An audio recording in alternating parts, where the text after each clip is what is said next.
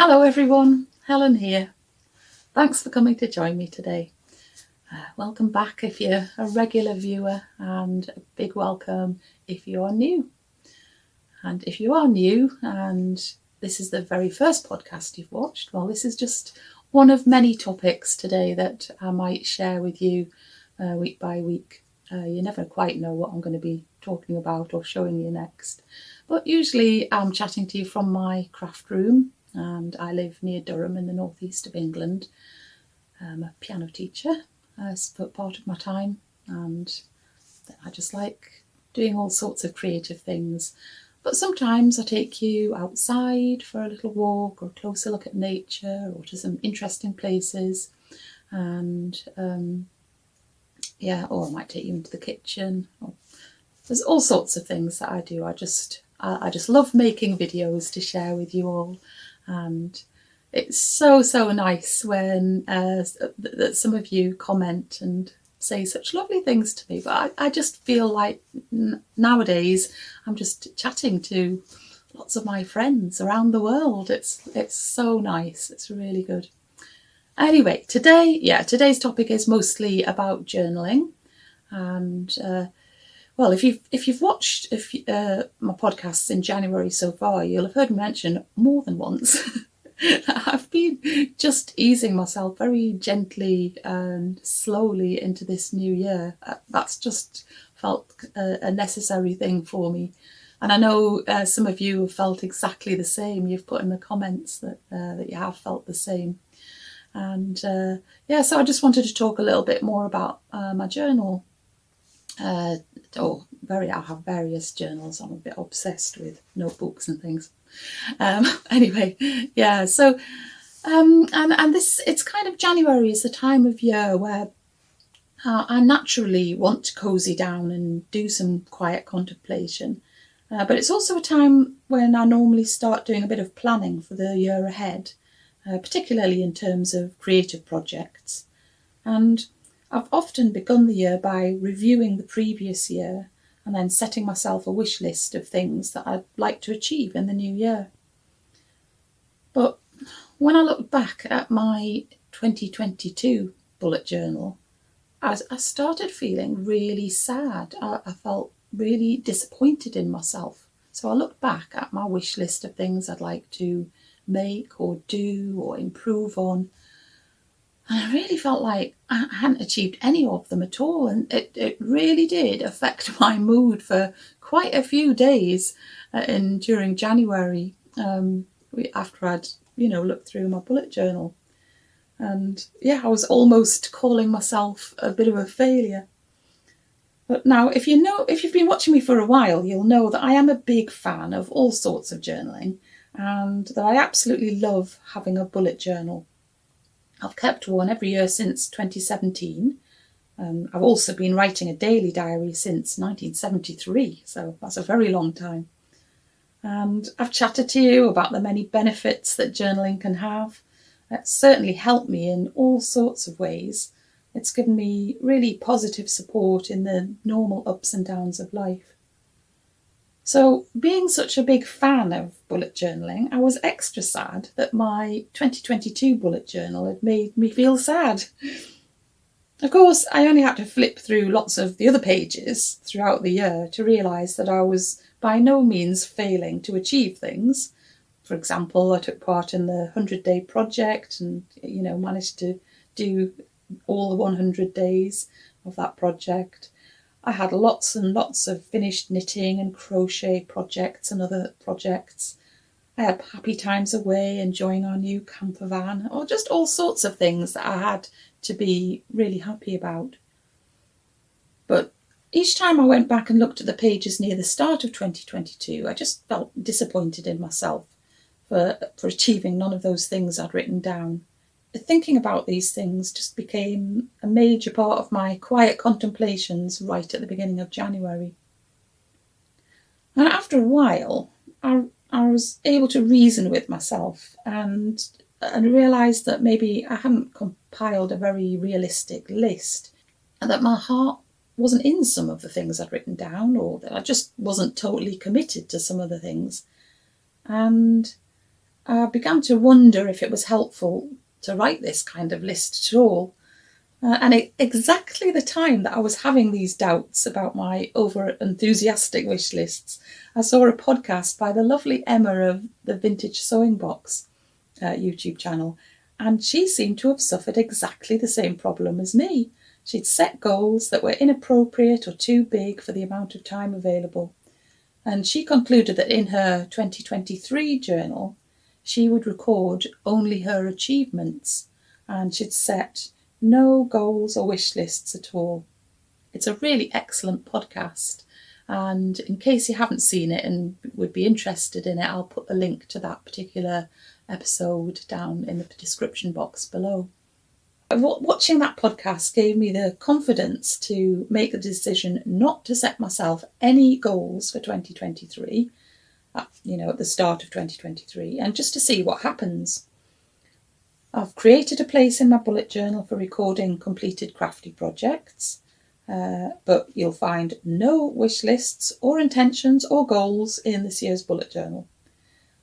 And in case you're wondering, I didn't simply write my wish lists and intentions at the start of 2022 and never look at them again. Whenever I'm putting anything into my bullet journal, I regularly look back through previous pages to remind myself of what's there. But for whatever reason, things on those lists just never got done. There's one thing on the list that I wrote last year that I really, really want to get started on. And that is my project that's been waiting for, at least 5 years, if not more, to make a proggy mat. But I've decided that rather than simply write make proggy mat onto a list, I needed to make it into a proper plan and write down all the stages that will be needed and how I can actually make progress with it. So you can see here how I'm making a plan for this project in my bullet journal, thinking about how the project can be broken down into smaller, manageable chunks and addressing issues such as where I can actually set up a workplace for actually making the robe when I get to that point. So, and this is just one example of a project that stayed on my wish list for too long, and writing it out in these smaller steps does demonstrate that it's actually quite a big and time-consuming project. And I'm hoping that having that page there will just encourage me to take a look and think, oh yes, I can do the first thing there, and at least I'll have made a start. And another thing that was on my wish list at the beginning of 2022, and which I was really sad about, was that I wanted to use my proper camera a bit more. So I've got a proper digital SLR camera, and it really was being used very little, and I was relying mostly on my phone camera. So I had a little think about it and decided that maybe I could just give myself some gentle encouragement. So I'm not setting it as a target, but I have made a page in my bullet journal and just to encourage myself to take at least 1 or 2 photos every day of February. And maybe, that will get me more into the habit of using the camera again and getting to know it. So I have been doing quite well with that, but I've also promised myself that I'm not going to beat myself up at all if I don't achieve that sort of a target. I know it is a sort of a target, but I'm trying not to see it as a hard and fast rule. I must do this, but I'm just facilitating myself to do this. And yes, I'll be really happy if I just take my camera out more frequently than I did last year. So that is one of the things that I really was sad about last year that I didn't do, and hopefully I might feel a bit happier with myself this year. And this whole idea of wish lists started me thinking about how I make my way through each day, using my free flow time that's punctuated by regular commitments such as my piano teaching and making meals and a whole host of other household tasks. I'm someone who does like to have a certain amount of routine and schedule, but my free flow times are very precious to me. I rather like the idea that I came across in the Unexpected Gypsy podcast. Wendy, whose podcast it is, often talks about the no plan. And I started thinking about what this would look like if I represented it as a kind of map. And it may appear to you to be a bit complicated, but I found creating the map to be a really useful exercise. I don't think it's something I'm going to pick up at the start of each day to help me decide what to do with my day, but I think I'll use it as more as a kind of affirmation that all sorts of things can happen in a day, and so I might just read it from time to time. I don't think it's something that's going to help me organise my time efficiently or help me become more productive. It's more of a statement that whatever happens, it's all okay, and that depending on how I'm feeling or what needs to be done, I'm likely to take different paths each day. And I can reassure myself that it's okay to have a mixture of busy, productive days and more gentle, slowish days where little might appear to get done, and I just kind of meander my way through the day. And it's always good to be reminded that life is all about balance. You don't need to be getting stuff done all the time. Sometimes it's perfectly okay and absolutely necessary to shut down and kick back and do nothing. Nice little quote that I've come across quite often when I've been perusing Pinterest. So, yeah. So hopefully in some of the things, something that I've said today might just spark sort of an idea that could be useful to you, or maybe not. Maybe it's just interesting for you to see how my mind works. Yes. Well, I was also feeling a bit sad about my diary, my 2023 diary, but not sad in a really serious way. But I was a bit sad about it because it was so plain, which, okay, so it's a plain diary, you can decorate it in some way. The reason I ended up with a plain one, where normally I have really beautiful diaries that just, I just get drawn to them and think, yes, that's the one for me. I love fabric covered ones with a nice texture, or ones with shiny bits in. I've had all sorts of diaries over the years that I've been writing a diary. And anyway, the last 2 or 3 years, I've had a diary that is a page a day, supposedly a page per day, but in fact what it meant was that it's a page per weekday, and then at the weekend the Saturday and Sunday share a page. And I was getting a bit irritated with this because quite often I do more at the weekend than, or at least not less than the weekdays. And so I searched for my 2023 diary, and it is really, really hard to find a diary of the size that I wanted, which is 1 page per day, and which isn't kind of covered with lots of times through the day. I didn't want that. I didn't want an appointment diary. I just wanted one to write in each day what I've been up to each day. So eventually I found one that looked exactly right inside, exactly the right size, but it was just really plain. So it came, and I thought, okay then, well, I think I could decorate it with some stickers or paper or whatever. And then when I was just handling my last year's diary, which was really lovely, I got a fabric texture to it. I thought, I could make a fabric cover for my 2023 diary. So that's what I did.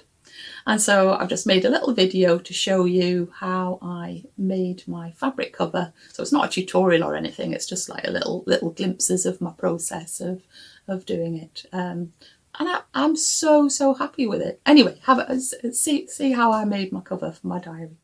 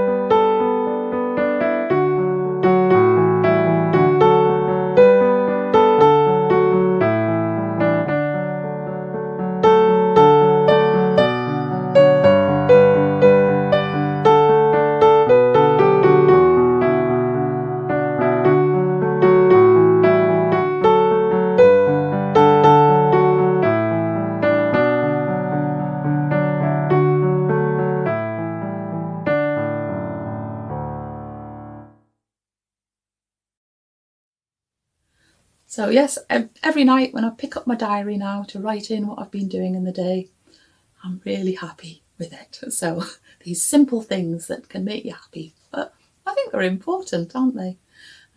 Just little simple things to keep your spirits up. Anyway, I think that's me for today. I'll be back next week with something probably completely different to what I've been talking about today. But if you haven't subscribed already, maybe you'd like to click subscribe and the little bell that means you'll be notified every time there's a new video. And if you'd like to comment, that would be really lovely. I love hearing from you and reading your comments and sort of connecting with you. It's really good. So, but until then, keep yourself nice and busy, take good care of yourself, and I will be back again to see you very soon. Okay then, bye.